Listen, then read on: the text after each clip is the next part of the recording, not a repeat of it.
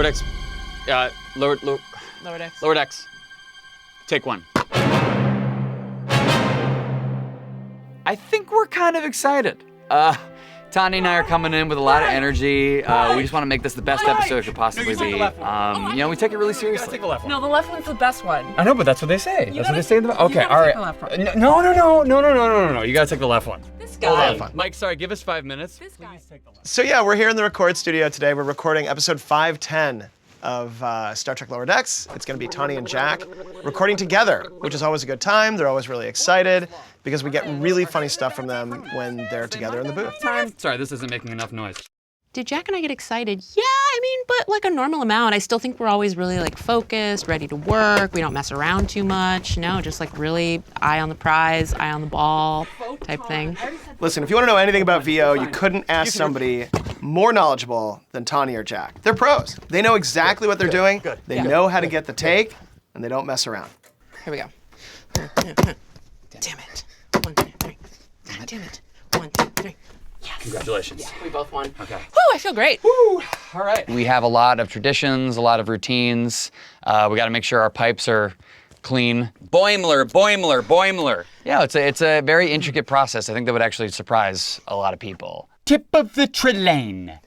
The lips, the teeth, the tip of the trelane. The lips, the teeth, the tip of the trelane. My favorite thing about working with Jack is that he and I are right there on the same wavelength, and if we're not, we get on the same wavelength. The wavelength is everything. Belana. I think it's more forward, right? Okay, forward in the mouth. Or am I doing... Belana. That was great. Okay, here we go. Bella. No.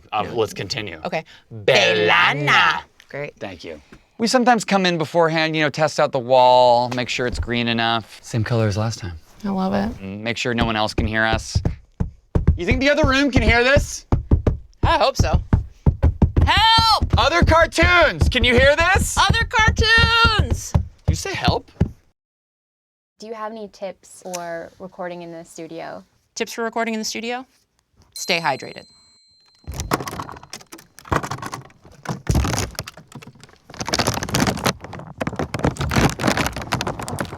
You gotta hydrate. That's a big one. You gotta make sure you're drinking your water. So we try to drink all the water. You good? Mm-hmm. Do you need help? No, we're good. Okay. I'm gonna take this one. There we go. All right. Yeah. Oh my God, it's hot in here today. What are we doing today? Temperature control. Say when. Now. I didn't do anything. Okay. Say when. Now. I still haven't moved Okay, it. sorry. You. I'll move it now. Are you moving it now? Yeah. Okay. She likes to make sure that the room is like the exact right temperature for me. I think you need colder. You're sweating. I'm always sweating. Yeah, thank you. I think I'm ready. Okay, great. Does Jack have a lot of Star Trek knowledge? No, Jack doesn't know a lot about Star Trek, which is totally fine. Me and Mike, we've got his back. He can ask us any question. We're like, no question is too stupid. She really is like a positive force. Like she really hypes me up and kind of gets me in the moment. With Tawny here, I feel like I'm on a Star Trek.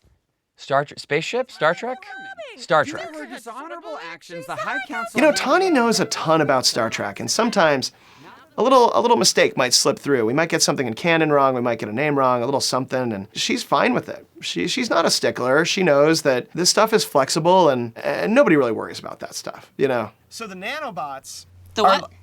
The nanobots, like 7 of 9's nanobots. Uh-huh. Does any of this... You seem like you're... Keep giving the note. Nope. I love the notes. So when the nanobots are on Empok Nor and the Kai Wynn type character shows up... Have I ever emailed Mike any Star Trek knowledge in the middle of the night? And I don't know what you're talking about. I don't do that. I didn't need to do that ever. I'm chill. No, it's nanites. You are just messing with me. You're messing with me. One time I corrected you about Odo's name because you said that Odo was a one-name entity like Cher or something. Tawny knows a lot more about the Star Trek universe than I do. And I just think it's so cool that we're like in a spaceship, just going to all these like planets and stuff. Like and like planets that like aren't Earth, which is crazy. because I don't think really we've ever been.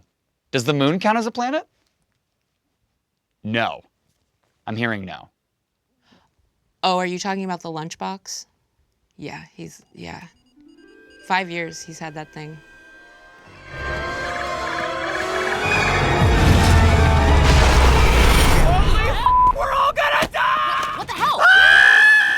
Hey, Jack, on this, I need like a classic Boimler scream because like the Cerritos is being pulled into the interdimensional rift and there's like a crazy light show going around you. Got it. Okay, here we go. You know, when I first met Jack, he was screaming. Walked into the room, was screaming his little heart out. And I turned to my producer and I said, get this guy out of here. That's too much screaming. He said we couldn't. So we incorporated it into the show. I don't like to make him do it too much because he's a busy guy.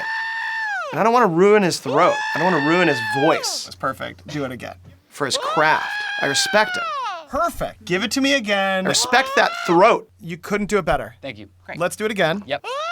So he does scream sometimes, but I try not to make it too often.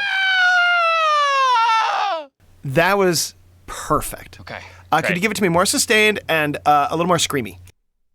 You know, working with Mike as a director is great because his directions are always really clear, relatable, and definitely things that you've heard on this earth in this century come from a director. Just super normal. Hey guys, let's do one where you do them at the same time. We'll separate it in post. I didn't know Kardashian babies could do that, but I like it. Maybe just like visually start to process it and then only vocalize it at the very end. Were you hearing the lunchbox on that one, or? I was, but we put a mic in the lunchbox, so we're getting just enough of We're it. just getting just lunchbox microphone? Well, when we do the DVD, we put the lunchbox track where it's only the lunchbox.